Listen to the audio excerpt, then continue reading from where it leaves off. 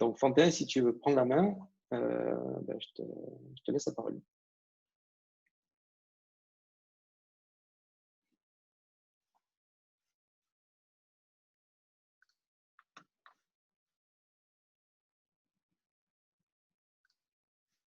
Ouais. Tout le monde m'entend? C'est bon? Oui, on t'entend. Alors, je vais juste partager ma caméra et je vais partager mon écran en même temps.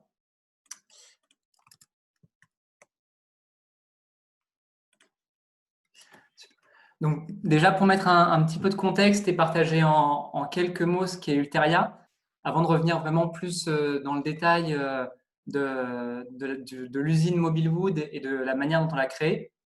En fait, Ulteria, c'est un écosystème qui est né il y a quelques années maintenant, avec une grande question de ces deux fondateurs qui était comment on fait pour expérimenter de nouvelles choses autour du vivant, autour de l'humain, et ce, à la fois à travers l'industrie, qui était le cœur du métier principal de Mobilewood à son origine, et à la fois en se diversifiant, parce qu'en fait, l'industrie est un aspect, c'est là où l'homme s'épanouit, là où l'homme travaille et passe une grosse partie de son temps, mais il y a plein d'aspects à côté, et on s'est dit, si on ne traite qu'une branche, on manque tout un panel.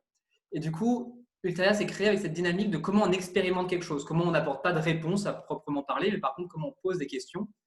Et du coup, on a développé une école à pédagogie Montessori il y a à peu près 3 ans de ça maintenant.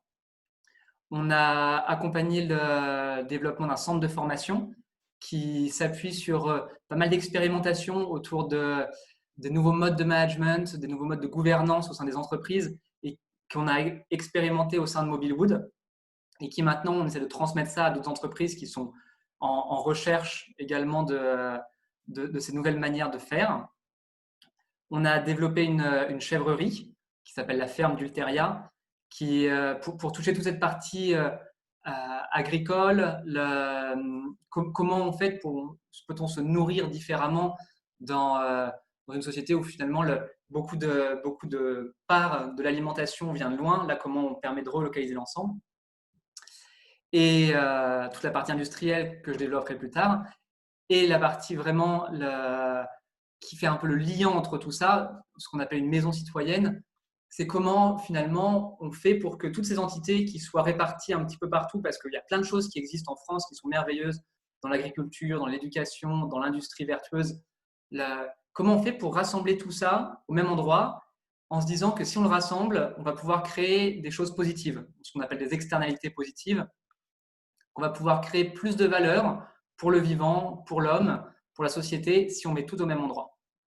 Et c'est vraiment ça la philosophie du projet Ulteria qu'on est en train de développer à Saint-Brie. Et ce projet, donc, ça fait plusieurs années qu'il existe.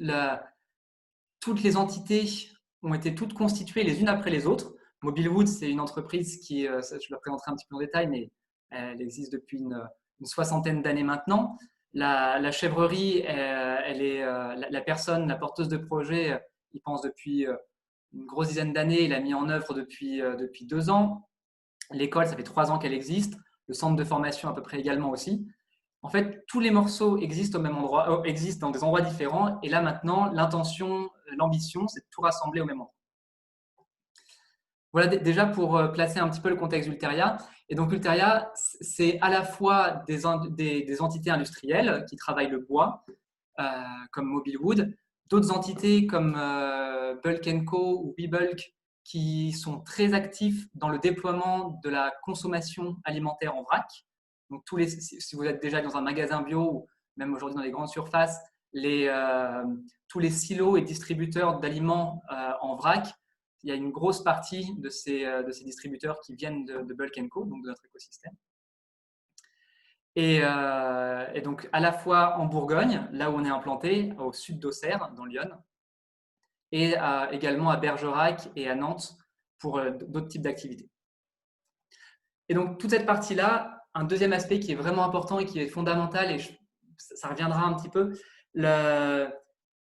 on a un ancrage très rural. En fait, Mobilewood, dans un petit village qui s'appelle Cravant, dans l'Yonne, et on va se réimplanter là à Saint-Brie-le-Vineux. Donc pareil, très petit village. Et cet ancrage rural, il est très fort. Et pour nous, c'est un vrai acte de militantisme parce que à la fois, ça fait partie de notre ADN, mais aussi on croit très très fort que c'est en redynamisant les campagnes, en redynamisant les espaces ruraux, qu'on peut vraiment avoir un impact positif et du coup avoir quelque chose de résilient pour la suite. Voilà pour dépeindre un petit peu un contexte global.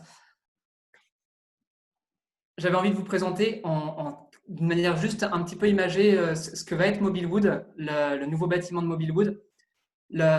C'est pour mettre un petit peu d'image à tout le discours qu'il va y avoir après, mais surtout aussi l'idée que j'ai envie de vous donner là, c'est une construction très sobre. En fait, on n'a pas un parti pris architectural clinquant qui se voit de loin, entre guillemets. On est quelque chose dans une vraie sobriété parce que, en tout cas, c'est le parti pris qu'on a pris pour pouvoir répondre à cette ambition d'avoir un bâtiment circulaire qui soit simple à démonter, qui soit valorisable en fin de vie. En fait, la sobriété, c'est juste splendide. Et du coup, on parle beaucoup de sobriété heureuse à travers Pierre Rabhi, etc. On est un peu dans cette même mouvance, on ne met pas exactement les mêmes mots dessus, mais on est dans cette même mouvance de comment faire pour que toutes les choses, tous les impacts, tous les aspects du bâtiment aient forcément une ou plusieurs fonctions et qu'aucun acte ne soit gratuit. C'est vraiment ça qu'on met derrière le mot sobriété. Du coup, en quelques mots et en quelques idées clés, Ulteria compte à peu près 170 collaborateurs.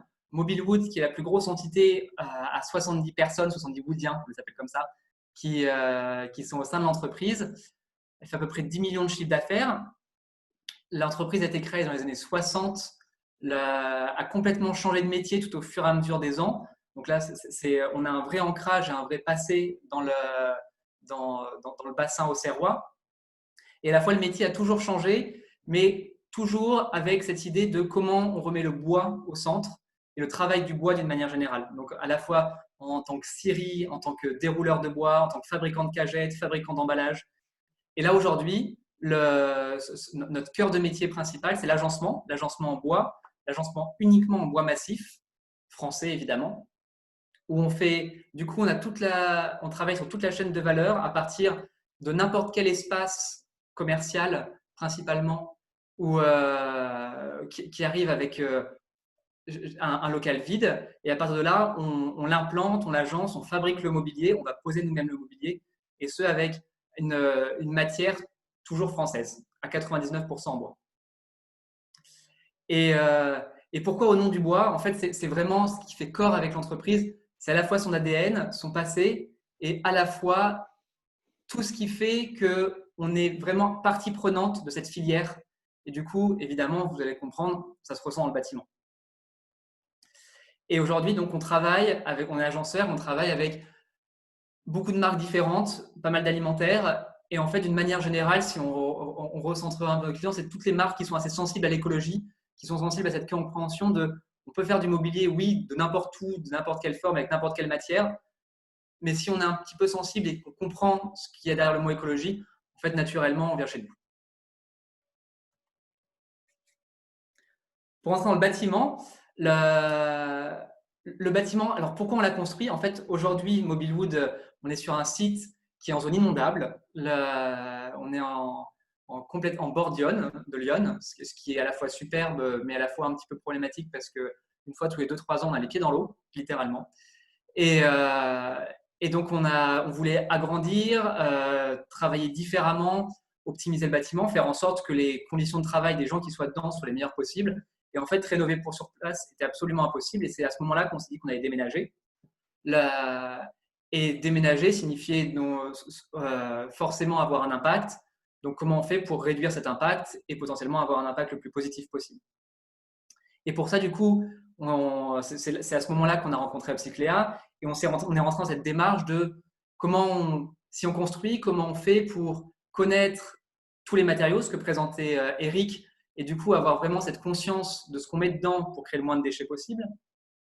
Évidemment, ne pas mélanger les différents types de matériaux avec des principes de construction les plus simples, efficaces possibles, et évidemment utiliser des matériaux sains, non toxiques, pour faire en sorte que la démontabilité, la fin de vie soit la plus efficiente possible. Il y a toute une question aussi autour de l'évolutivité des bâtiments. En fait, on en parle souvent de l'évolutivité du bâtiment. C'est toujours un contexte qui est là pour les maîtres d'ouvrage, à la fois pour les maîtres d'œuvre. C'est comment on fait pour construire un bâtiment. On se dit, bah, on va avoir besoin d'une deuxième tranche dans quelques années. Du coup, on la construit. Et, euh, et du coup, ça c'est souvent quelque chose qui est oublié au fur et à mesure de la programmation. On en a pâti un petit peu aussi de notre côté sur certains aspects où on se disait dur comme fer, il ne fallait pas qu'on lâche. En fait, on a dû lâcher. Et à la fois, c'est toujours comment aussi on pense les matériaux pour qu'ils soient travaillables facilement et du coup que les, euh, les futures évolutions du bâtiment, parce qu'il y en aura des évolutions dans 50, 60, 70 ans, soit le plus simple à faire possible et le plus fonctionnel pour le bâtiment. Au-delà du bâtiment, il y a tout ce qui est à côté, donc toute la partie ressources. Et ça, on est tous sensibles aujourd'hui à l'enjeu d'avoir des ressources qu'on ne gaspille pas. Donc, il y a eu un énorme travail qui a été fait sur l'eau. On est autonome en eau de process, eau sanitaire, par les toitures dont on récupère l'eau de pluie. Évidemment, on est relié à l'eau potable pour tous les besoins domestiques. Ça, c'est dans la réglementation française, obligatoirement. Toutes les eaux usées, on les traite sur site. On n'est pas dépendant des stations extérieures. Ce n'est pas le cas partout, mais en fait, dans Lyon, les stations d'épuration sont souvent saturées. Donc, c'est une vraie problématique aussi qu'on traite du coup en interne. L'électricité, on est gros consommateur d'électricité par nos machines à bois. Du coup, on avait cette volonté d'être aussi en partie autonome. Du coup, on a une grosse production d'électricité. Et comme on a la chance, c'est une volonté, mais on a la chance de travailler le bois massif exclusivement, du coup, nos chutes de bois sont entièrement valorisables. Donc, il y a une grosse partie qui part en réutilisation de panneaux, par exemple. On refait des panneaux avec nos panneaux. Il y a une autre partie qui part avec des associations locales qui valorisent le bois en tant que seconde vie. Et après, toutes les chutes, les copeaux qu'on ne peut pas valoriser de la meilleure manière possible, plutôt que de les envoyer à l'autre bout de la France ou dans les usines de pelés qui ne sont pas toujours très proches. Là, en l'occurrence, on va se chauffer avec sur place et du coup, on est autonome en chauffage complètement. Et enfin, le dernier parti pris, qui est vraiment le plus fondamental pour nous, c'était comment on fait pour avoir les conditions de travail les plus optimales possibles. Le bâtiment actuel ne le permettait pas du tout. Et donc, on a fait un énorme travail sur la partie lumière naturelle notamment, mais aussi lumière artificielle, sur la partie poussière, avec comme on travaille le bois, en fait, on dégage une quantité de poussière assez phénoménale. Forcément, un bâtiment, au fur et à mesure qu'il évolue, les systèmes de filtration, d'aspiration sont de moins en moins performants. Et du coup, là, remettre ce coup de neuf, en fait, permet d'avoir quelque chose de plus adapté possible. Et en termes de bruit, où là, on se fait accompagner pour avoir vraiment le top du top, parce que on est sur les machines à bois sont extrêmement bruyantes. Tout le monde évidemment travaille avec des bouchons d'oreille. Sur certaines machines, bouchons d'oreille et casque, au point que c'est vraiment bruyant au seuil de la pénibilité. Et du coup, là, on fait un énorme travail sur la réverbération, sur le type de matériaux employés, sur des cloisons séparatives absorbantes, pour faire en sorte qu'on aille vraiment le plus loin possible et que si on ne peut pas caractériser, si on ne peut pas réduire le bruit à la source, en fait, au moins, on pourra faire en sorte que le bruit se répercute le moins possible et donc soit le plus agréable possible pour les gens qui soient dedans. Voilà pour les parties pris et l'idée un petit peu globale. Dans les grandes lignes, les matériaux, alors, ce qui est important à dire, c'est qu'on n'a pas du tout une approche dogmatique. C'est-à-dire que, je vous l'ai dit, notre cœur de métier et notre identité, notre ADN, c'est l'écologie et le bois. Et c'est vraiment ce qui nous porte. Et à la fois, il y a plein de contraintes qui font que dans un bâtiment industriel, le bois n'est pas forcément la solution la plus écologique. En l'occurrence, pour toute la partie usine, c'est là où on avait les contraintes les plus fortes. On est classé, si vous connaissez, sur ce qu'on appelle une installation classée pour l'environnement, ICPE. Et ça nous oblige à avoir des résistances au feu qui sont absolument spectaculaires, plus de 2 heures. Et en fait, apporter une solution en bois pour des solutions comme ça, globalement, il faudrait des sections de bois tellement gigantesques que soit si on le fait en bois massif, en fait, on tape dans des arbres centenaires ou bicentenaires, ce qui est complètement incohérent. Soit, si on veut le faire en lamellé-collé, en fait, on utilise une quantité de bois et de colle qui n'est pas forcément cohérente non plus. Et du coup, pour la partie industrielle, en fait, la solution la plus optimisée qu'on a trouvée, ça a été de travailler à la fois sur une structure porteuse, donc des poteaux en béton, tout un mur, ce qu'on appelle du Ciporex, du béton cellulaire en termes génériques, qui a l'avantage d'être à la fois coupe-feu, résistant au feu, qui est deux choses différentes, autoporteur si jamais tout le reste tombe, là, toujours dans les contraintes au feu, qui est un monomatériau, c'est-à-dire qu'il est à la fois isolant thermique, isolant phonique vers l'extérieur, qui n'a pas besoin d'être revêtu pour être auto-entretenu. Et du coup, en un seul matériau, on remplace un complexe sandwich qui serait impossible à défaire en fin de vie. Et donc, ça pour vous apporter un peu cette dimension aussi qui, pour nous, était et qui est à la fois assez complexe à expliquer pour des gens qui disent en fait, votre bâtiment, c'est comme un autre bâtiment, on voit un peu du béton à l'extérieur. Alors, ce n'est pas du béton, c'est du béton cellulaire et c'est le matériau qui a été le plus performant pour répondre à l'ensemble des contraintes qu'il y avait dans ce bâtiment. Voilà, pour vous donner un peu ce contexte-là. Donc, l'usine, la toiture, ça, on avait moins de contraintes, on a pu la faire en charpente bois. Chance pour nous. Toute la partie stockage et expédition, là, on n'a aucune contrainte et du coup, on a tout fait en bois. Un petit peu de lamellé-collé par certains endroits, mais sinon, c'est que du bois massif. Et une toiture en bac acier, un bac acier un petit peu particulier pour pouvoir accueillir un maximum de panneaux solaires. Sur l'usine, pareil, on a couvert l'usine de panneaux solaires surélevés avec des techniques un petit peu novatrices pour éviter tous les problèmes d'étanchéité, de production des panneaux solaires. Et tout ça autour de voûtes et de skydome qu'on a mis pour vraiment optimiser la lumière naturelle. Et enfin, toute la partie bureau et espace commun, où là, pareil, on est sur un système de maison à ossature bois, grosso modo. On est en structure bois, isolation laine de bois, toiture en zinc. Le zinc est extrêmement positif dans sa recyclabilité et sa fin de vie, très peu de perte de valeur.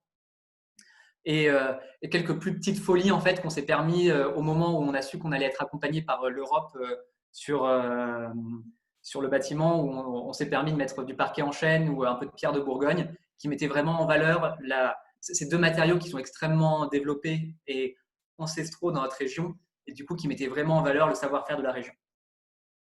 Et ensuite, il y a toute une partie sur la question thermique, qui est aussi ça, je vous offre ça en fait.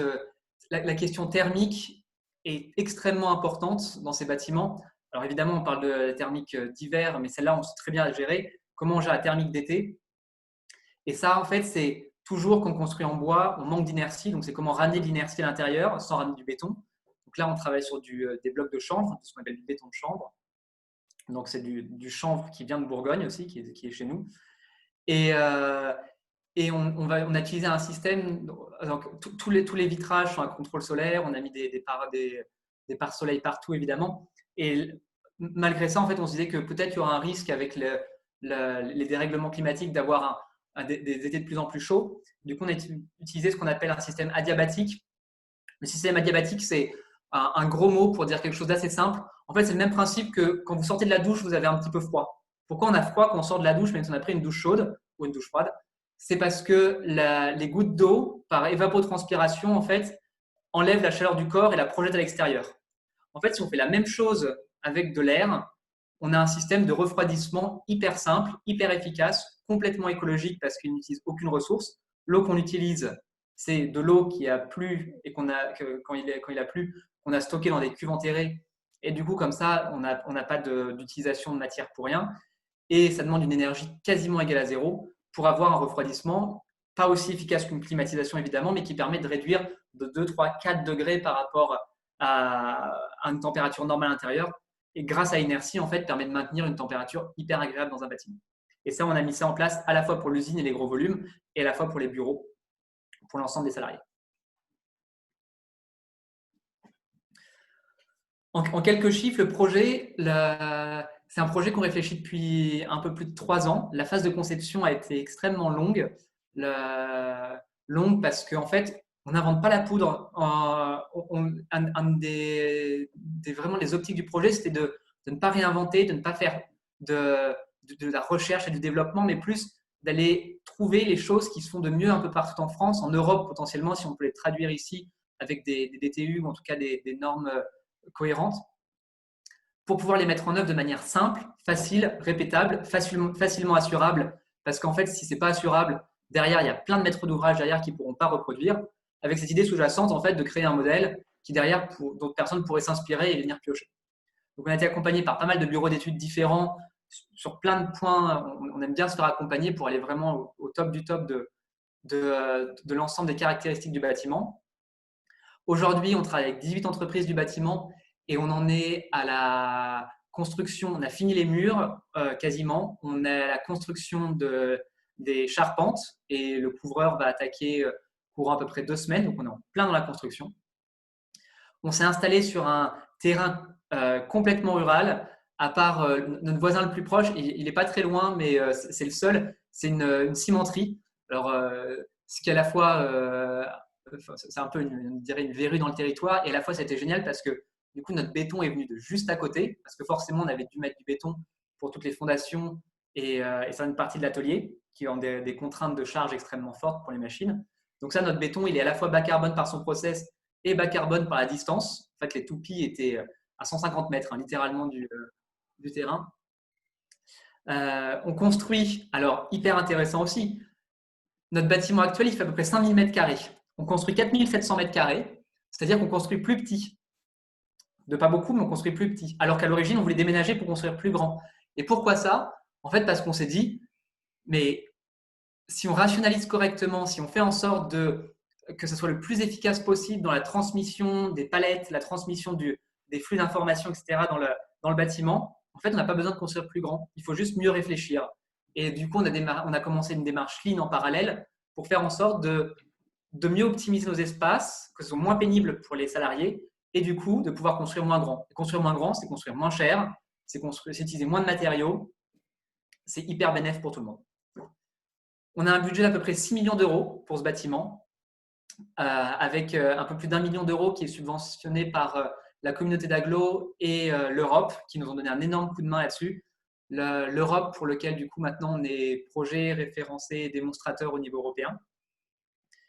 Et avec le Covid, un petit décalage, mais on a prévu aujourd'hui un déménagement autour de avril 2021 pour l'ensemble de la structure atelier et bureau. D'autres petits chiffres plutôt tournés environnement.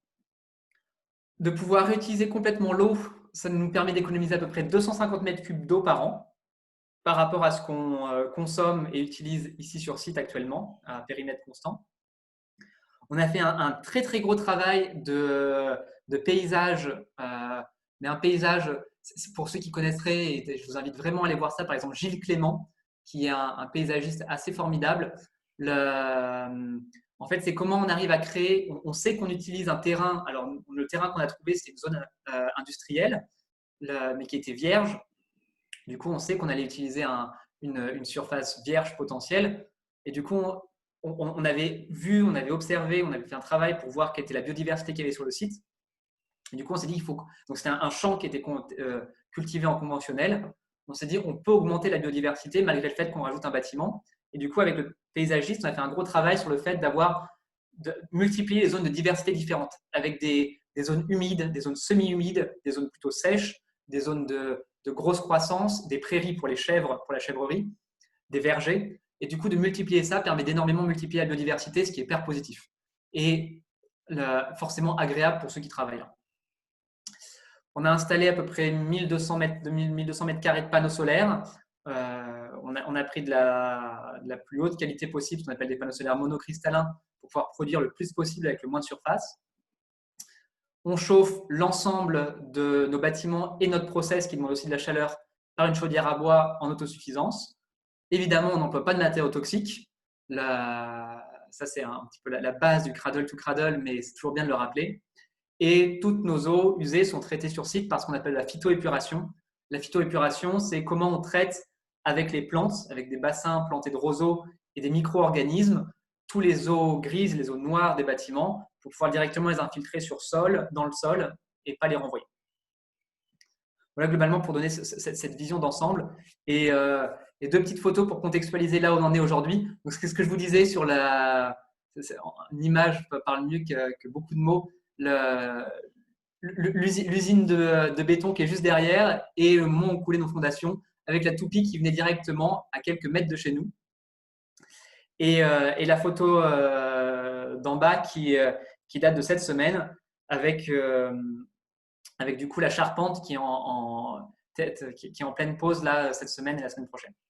Et aussi un point intéressant, en fait, c'est construire de cette manière-là permet de construire avec très peu de contraintes au sein d'un bâtiment. Là, on a sur tout le bâtiment, en fait, on a 4 poteaux, ce qui pour un bâtiment industriel est hyper performant. Et du coup, ça permet d'avoir une modularité et donc, quand on parle d'évolutivité, une évolutivité beaucoup plus grande parce que si notre métier change, et forcément, on sait que tous les métiers, ou quasiment tous, auront complètement été transformés d'ici 30 ans, en fait, on sait que le bâtiment, il pourra s'adapter beaucoup plus facilement.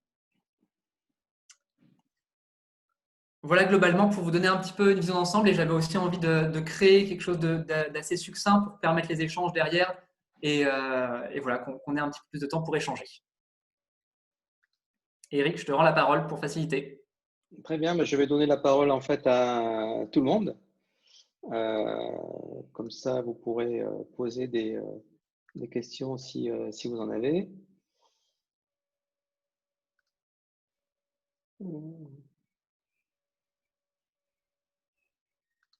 Voilà, donc tout le monde peut réactiver son micro. Si la personne veut prendre la parole, il faut juste qu'elle se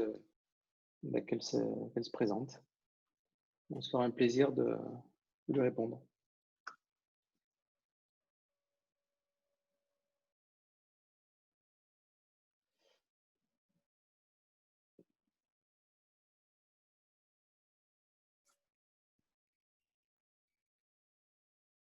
J'avais une question de Pascal Pilla qui demande d'abord, qui remercie Fontaine pour sa super présentation et de voir comment c'est possible éventuellement de le joindre pour visiter l'expérimentation, en tout cas quand elle sera prête ou peut-être d'ores et déjà si c'est possible. Oui, avec plaisir.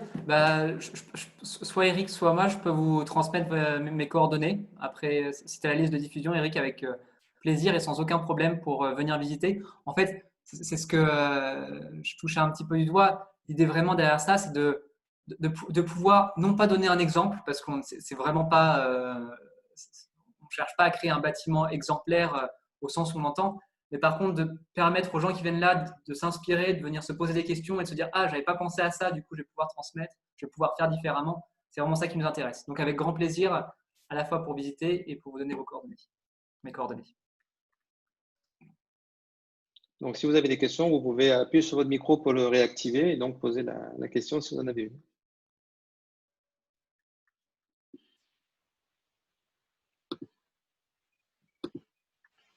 Oui, c'est Pascal Pia, j'arrivais pas à cliquer sur le micro, pardon. Merci Fantin, on peut se tutoyer? Oui, tout à fait. Ouais, super. Merci de te rendre dispo et avec plaisir de te rencontrer. Alors, génial sur la remarque de ne pas vouloir être dogmatique ou juste de montrer que c'est possible de le faire. Ça rejoint un peu notre vision. Nous, on est en train de monter une association de préfigues à Dijon, donc on est vraiment voisins, puisqu'il y a beaucoup de choses à faire en Bourgogne-Franche-Comté. On a des grosses richesses sur notre territoire et où on essaye d'interagir avec, tu sais, les notions de BIM, mais pas trop complexes, donc NDR, ND2, gros max, et d'essayer d'harmoniser sur les parties prenantes en réhab réno pour avoir une vraie économie circulaire et un urbanisme circulaire.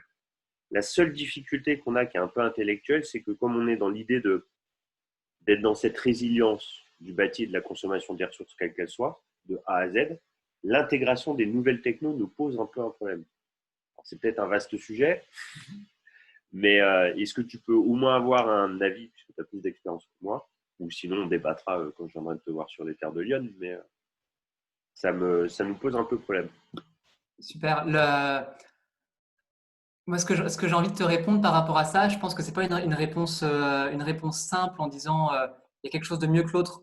Si par exemple, je peux te donner un exemple, je ne sais pas si vous connaissez, si vous connaissez tous Enertech, qui est une entreprise qui accompagne pas mal d'autres entreprises sur justement ces questions énergétiques. En fait, leur bâtiment, par exemple, ils ont réussi à concevoir leur bâtiment sans mettre des systèmes VMC complexes, sans mettre des réseaux de chaleur, parce qu'en fait, le bâtiment est à énergie, par l'optimisation thermique, en fait, ils ont besoin de 2 grille-pains pour leurs 300 mètres carrés de bureau. Et en fait, c'est prendre la mesure. Et pour le système de ventilation, plutôt que de mettre des systèmes de ventilation complexes, en fait, ils ont mis quelque chose de très technologique. C'est un système double flux qui est hyper petit, qui se plug salle par salle. Et en fait, c'est technologique. Donc, ça paraît assez incohérent par rapport à la philosophie, à une philosophie très sobre ou très low-tech d'un bâtiment. Et la fois, ça a permis d'éviter une complexité dans tous les réseaux, de centraliser les trucs. Et du coup, pour moi, c'est ça, en fait. C'est pas cette approche en disant il y en a un mieux que l'autre. C'est dans un cas particulier, si on considère ça, il va y avoir des externalités négatives. Si on considère ça, il y a des externalités négatives aussi. Par contre, on peut faire la balance de l'un ou l'autre. Et selon le cas, il y en aura forcément un qui va être mieux que l'autre.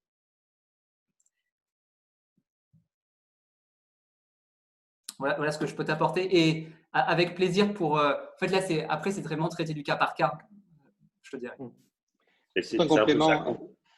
Ouais, peut-être un complément en fait à la question de Pascal. C'est, je pense que quand on se met à cette économie circulaire, avec ce changement de paradigme, c'est qu'on essaye de construire des bâtiments plus conscients ou plus consciemment. Du coup, au lieu de dupliquer des solutions ou d'avoir des partis pris, je ne sais pas, par exemple, un parti pris classique, c'est de dire il faut mettre du matériau biosourcé. Ben, le matériau biosourcé, si on réfléchit bien, ça peut être problématique en termes de conflit avec les aspects nourriture et ça se recycle souvent très très mal. Et parfois, il y a des matériaux synthétiques qui se recyclent en fait très très bien. Donc, c'est, je pense, mettre de la conscience finalement dans ce qu'on fait. Et c'est ça finalement l'appel, et c'est ça que j'ai beaucoup aimé aussi dans le projet Ulteria, c'est qu'il y avait une réflexion et pas, je dirais, de parti pris rigide, qui fait que du coup, on fait le meilleur choix possible, le meilleur compromis possible. Et ça peut être différent d'un bâtiment à l'autre, parce qu'on n'est pas dans la même région, parce qu'on n'est pas dans les mêmes circonstances.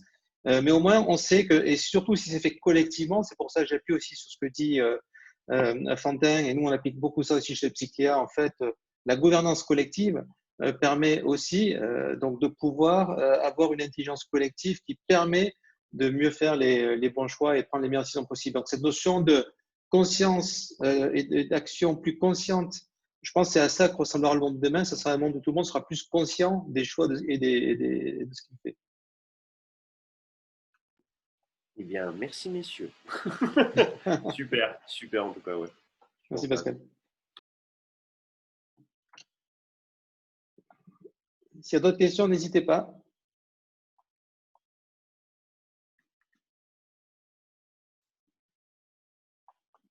Quentin a beaucoup d'expérience et opérationnelle et même, je dirais, quasi philosophique, donc c'est important d'en profiter.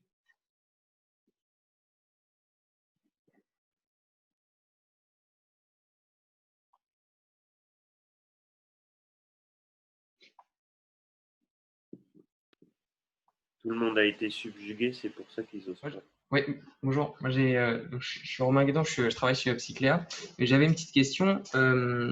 Est-ce que tu pourrais nous en dire plus, s'il te plaît, Fantin, sur les différentes interactions entre, par exemple, la chèvrerie, l'école Montessori, l'usine? Parce que du coup, tu as un peu introduit ça au début, comme quoi il y avait cet intérêt de regrouper des choses. Est-ce que tu pourrais détailler sur justement les possibles interactions, synergies que vous envisagez? Alors, pour commencer, un truc qui est fantastique, c'est que on ne sait pas exactement ce qui va se passer. Vu que tout existe, mais séparé, et ça, c'est quasiment… Il y a beaucoup d'entités en fait, qui sont comme ça en France, beaucoup existent séparés. Quand on regroupe ensemble, c'est assez dur de prévoir ce qui va se passer. Et pour te répondre sur ce qu'on imagine, en fait, on sait que la pédagogie Montessori, par exemple, demande… Et donc, la pédagogie Montessori, c'est comment on met l'enfant au centre de l'apprentissage. Donc, c'est lui qui va expérimenter, qui va tester. L'enseignant est juste là pour l'accompagner. Et en fait, de pouvoir aller faire potentiellement des petits ateliers sur le travail du bois, ce qu'on fait déjà un tout petit peu, mais qui est là pour être développé avec la proximité, avec des menuisiers juste à côté. Ou encore, aller faire un tour à la chèvrerie pour comprendre comment marche une chèvrerie, comment elle produit le lait, comment elle fait le fromage. Ça, c'est sûr que ça marche vraiment bien. À côté de ça, par exemple, le centre de formation qu'on a sur place, là, on commence déjà à développer, alors c'est de manière un petit peu caricaturale, mais on appelle ça l'Ulteria Tour.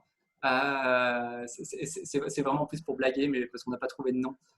C'est comment, en fait, on transmet à des gens qui sont curieux de voir nos modèles de gouvernance, de voir comment travaille la démocratie participative chez nous, de voir comment sont faits les bâtiments, de voir comment fonctionne l'école ou les différentes structures. En fait, de pouvoir accompagner ces gens-là et de pouvoir avoir tout sur un même site. En fait, là, par exemple, il y a une partie de notre cantine qui est devenue la chèvrerie parce qu'elle fait un petit peu de nourriture le midi.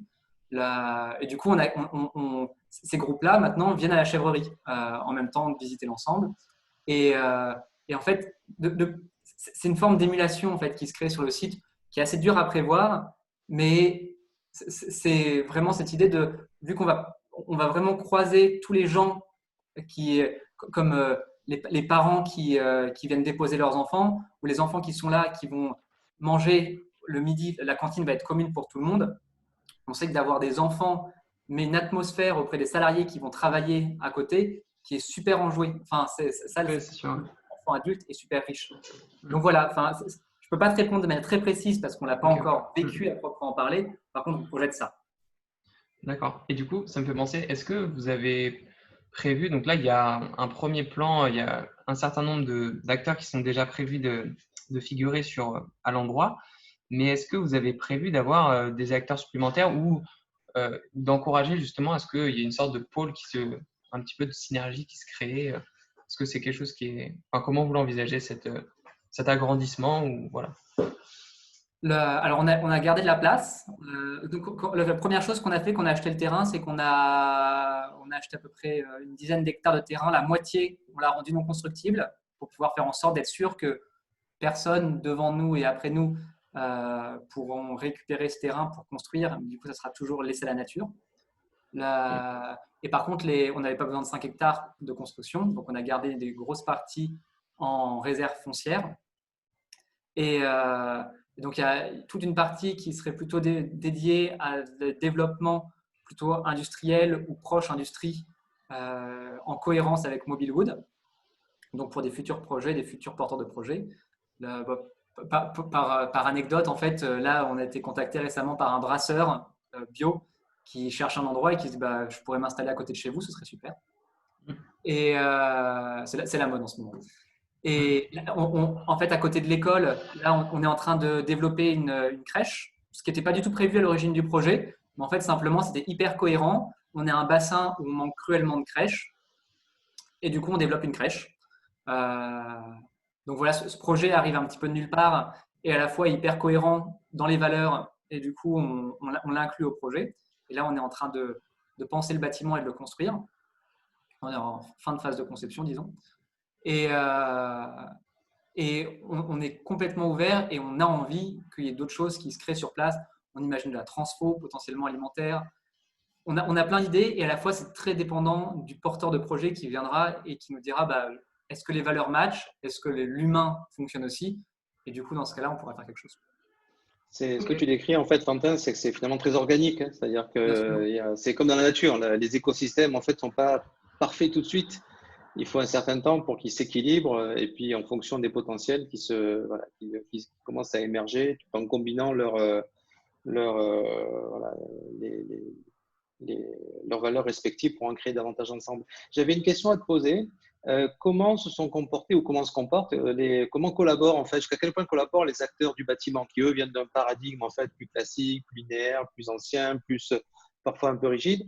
Comment ils sont mis en fait dans ces nouveaux processus, de devoir qualifier, donner des informations sur leurs produits, quel est ton retour d'expérience? C'est une super question. Alors déjà, en fait, pour mettre un peu de hauteur par rapport à ça, je dirais qu'on est un maître d'ouvrage super chiant. En fait, mais je pense que c'est important de le dire parce que on est en pleine réflexion permanente. Moi, je ne suis pas à temps plein sur le projet, mais en fait, je mets beaucoup d'énergie dedans en interne, ce qui n'est pas le cas finalement en termes de temps de beaucoup de maîtres d'ouvrage. Généralement, les maîtres d'œuvre et les entreprises du bâtiment sont plutôt habitués à avoir une programmation qui est faite en amont, qui est listée bête et méchant. Ils viennent pour faire une première esquisse, ils sont choisis sur l'esquisse. Ils se revoient 6 mois après pour déposer la fin du permis de construire et les plans d'exécution. Et le chantier roule et le maître d'ouvrage arrive 1 an et demi après avec son bâtiment. Là, on est dans quelque chose de très collaboratif, y compris avec la maîtrise d'œuvre et y compris avec certaines entreprises du bâtiment.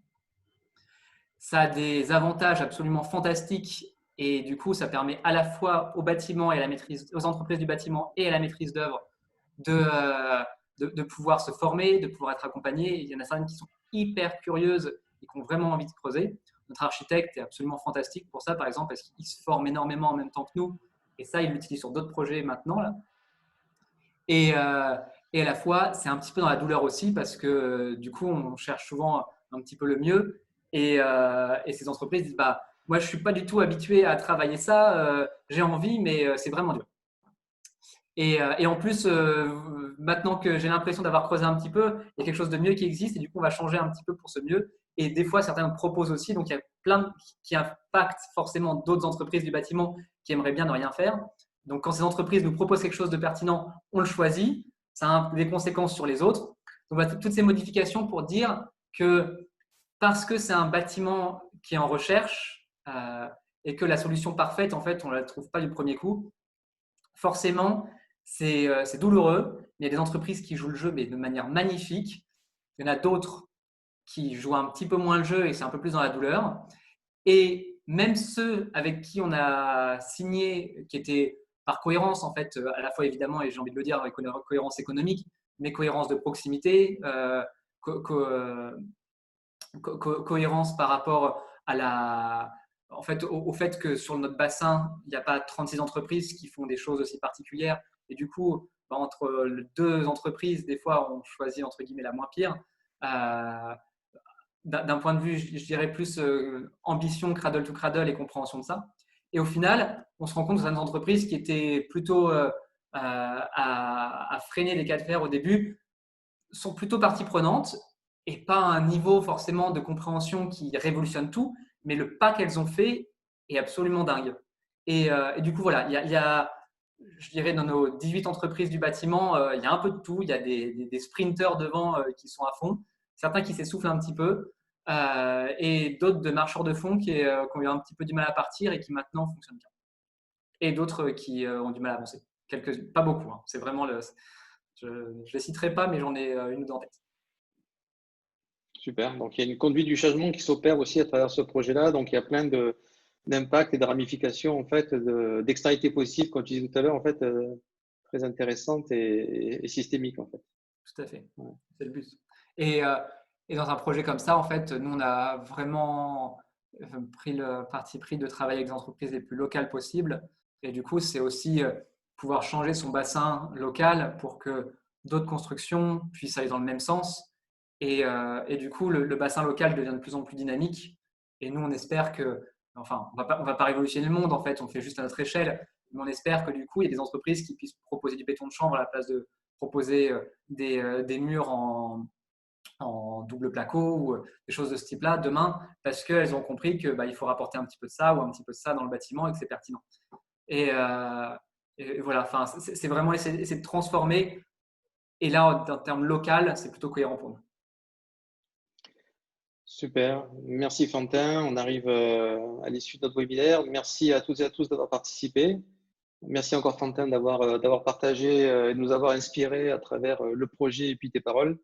Donc, on vous donne rendez-vous pour un prochain webinaire qui se tiendra la semaine prochaine. Alors là, on passera sur une autre échelle. On sera avec Pascal Alençon, qui est le directeur général de Citiesers, qui font partie du groupe Frey et qui sont en train de construire avec la Postimo à Rennes, de retransformer entièrement ce qu'on appelle le Palais du Commerce à Rennes, qui était occupé par la Poste, donc de le rénover entièrement en économie circulaire et d'en faire une extension pour transformer le tout dans des espaces de co-living, de centres commerciaux et autres activités urbaines vraiment inspirantes. Donc, si vous êtes intéressé, rendez-vous la semaine prochaine, même heure. Encore merci, Fantin, et bonne journée, bon après-midi à toutes et à tous. Au revoir. Merci beaucoup, au revoir.